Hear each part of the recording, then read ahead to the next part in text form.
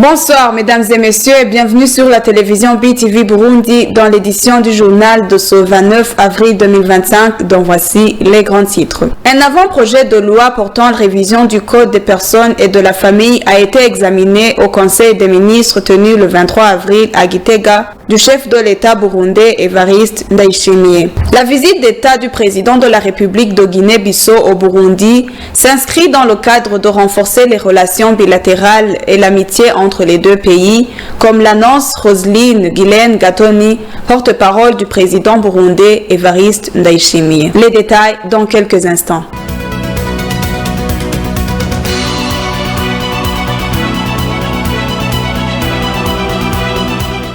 Bienvenue encore une fois dans les détails de ce journal. La visite d'État du président de la République de Guinée-Bissau au Burundi s'inscrit dans le cadre de renforcer les relations bilatérales et l'amitié entre les deux pays, comme l'annonce Roselyne Guilaine Gatoni, porte-parole du président Evariste Ndayishimiye. Sur invitation de son Excellence Evariste Ndayishimiye, président de la République du Burundi, son Excellence Umaro Sissoco Embalo, président de la République de Guinée-Bissau, a effectué une visite d'État en République du Burundi en date du 27 au 28 avril 2025. Cette visite d'État de son Excellence Umaro Sissoco Embalo s'inscrit dans le cadre du renforcement des relations de coopération bilatérale et d'amitié entre la République du Burundi et la République de Guinée-Bissau. À son arrivée, son Excellence Umaro Sissoco Embalo, président de la République de Guinée-Bissau, a été chaleureusement accueilli par son homologue, son Excellence Evariste Ndayishimiye, président de la République du Burundi, au palais présidentiel Ntare Rushatsi. Les deux chefs d'État ont ensuite eu des échanges fructueux en tête-à-tête, suivis d'entretiens élargis sur la situation dans leurs pays respectifs, ainsi que sur des questions d'intérêt commun au niveau bilatéral, régional et international. Au niveau bilatéral, les deux chefs d'État se sont félicités des excellentes relations qui lient les deux pays et leurs peuples respectifs. Ils ont exprimé leur volonté partagée de les renforcer et de les diversifier, avec un accent particulier sur les domaines socio-économiques. Les deux chefs d'État ont réitéré leur attachement à la promotion de la coopération sud-sud et triangulaire entre les pays en développement. Ils ont en outre encouragé les hommes d'affaires burundais et bissau-guinéens à promouvoir les échanges commerciaux et les investissements dans leurs deux pays. Les deux leaders ont convenu de renforcer la coopération dans les domaines du commerce, de l'investissement, de la science et de la technologie, tout en l'étendant à deux nouveaux domaines tels que l'agriculture et l'élevage, le secteur minier, le tourisme et les infrastructures. Au terme de sa visite au Burundi, son Excellence Umaro Sissoco Embalo, président de la République de Guinée-Bissau, a exprimé ses vifs remerciements à son frère, son Excellence M. Evariste Ndayishimiye, au gouvernement et au peuple burundais pour l'accueil chaleureux et l'hospitalité légendaire qui ont été réservés à sa personne ainsi qu'à sa délégation. Son Excellence Umaro Sissoco Embalo, président de la République de Guinée-Bissau, a profité de cette occasion pour adresser une invitation à son homologue de la République du Burundi à effectuer une visite d'État en République de Guinée-Bissau à une date à convenir par voie diplomatique. Un avant-projet de loi portant révision du Code des personnes et de la famille a été examiné au Conseil des ministres tenu le 23 avril à Gitega sous la présidence du chef d'État burundais Evariste Ndayishimiye. Les détails avec Elvis Munyaneza. Le Conseil des ministres tenu ce 23 avril à Gitega sous la présidence du chef d'État burundais Evariste Ndayishimiye a examiné un avant-projet de loi portant révision du Code des personnes et de la famille. Cela intervient dans un contexte où des irrégularités sont constatées dans la gestion des documents d'état civil, notamment des cas de double enregistrement, la réédition des documents perdus et la fabrication de faux documents. Il apparaît également nécessaire d'informatiser les données relatives à l'état civil.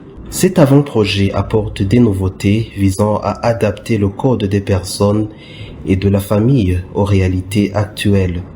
Parmi les principales innovations proposées, on peut citer l'usage des technologies modernes dans la gestion de l'état civil afin d'éviter des doublons, réduire la fraude et renforcer la stabilité des familles. Le transfert de certaines compétences du ministre au gouverneur de province pour faciliter les démarches administratives des citoyens. L'élévation de l'âge légal de mariage, la possibilité pour les futurs époux de choisir librement le régime matrimonial applicable à leurs biens, la création d'un service chargé de l'état civil au sein des représentations diplomatiques du Burundi à l'étranger.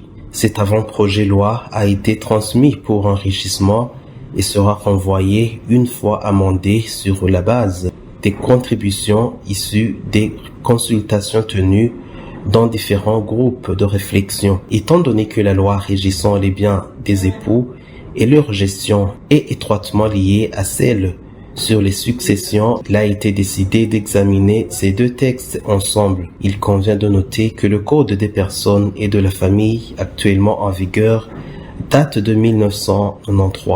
La population de la mairie de Bujumbura apprécie l'état des lieux dans le domaine du transport. Dans le domaine du transport, par rapport aux jours antérieurs, cette population demande au gouvernement de renforcer la capacité d'importation du carburant pour faciliter le transport dans la mairie de Bujumbura.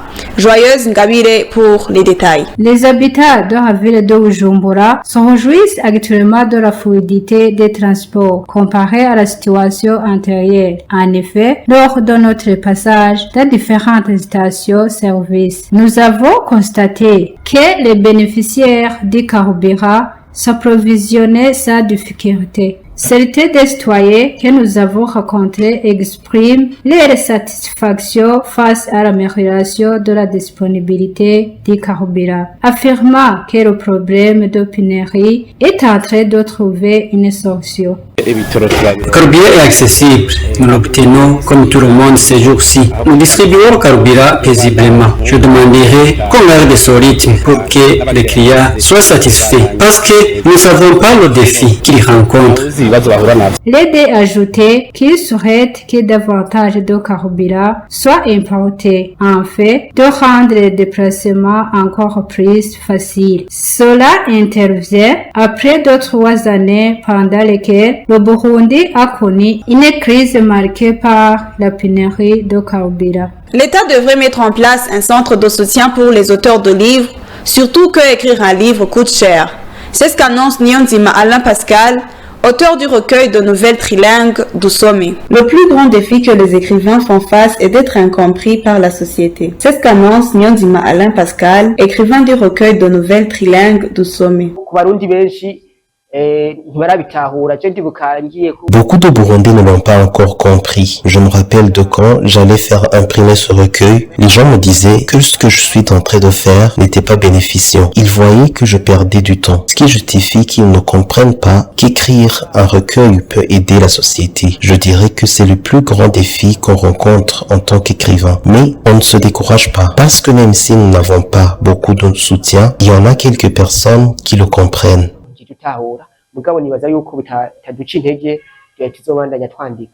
Nyonzima Alain Pascal demande à l'État d'appuyer les jeunes écrivains en plaçant des fonds de soutien, surtout que écrire demande beaucoup de moyens. Je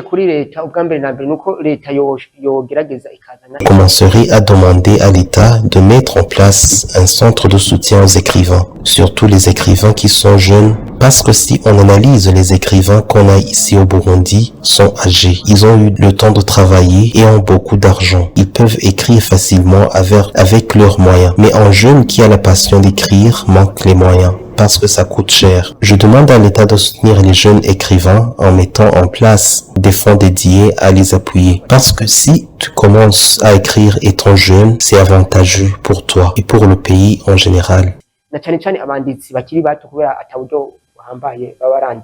Notons que ce livre recueille des histoires qui racontent la vie courante des Burundais, écrit en 3 langues dans le Kirundi, le français et l'anglais. Il a été édité dans l'édition Gusoma. Chers téléspectateurs, c'est le moment de suivre l'actualité internationale.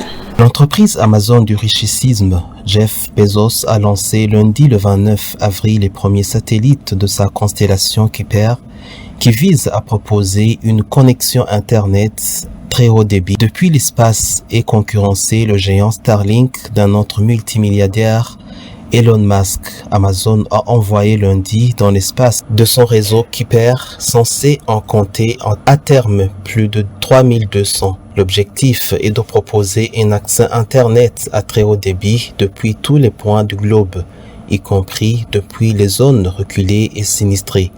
Le géant Starlink du milliardaire Elon Musk a un nouveau concurrent, avec plusieurs années de retard sur son rival.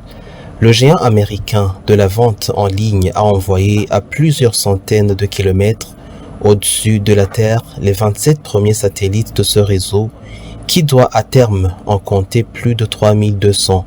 Les engins acheminés dans l'espace posent les jalons du projet Kuiper, un espace aux enjeux à la fois commerciaux, technologiques et géopolitiques.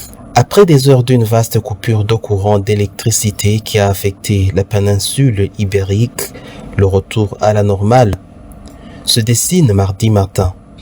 Plus de 99% de l'approvisionnement électrique national a été rétabli en Espagne. Continental a annoncé le gestionnaire du réseau qui écarte pour le moment la piste d'une cyberattaque.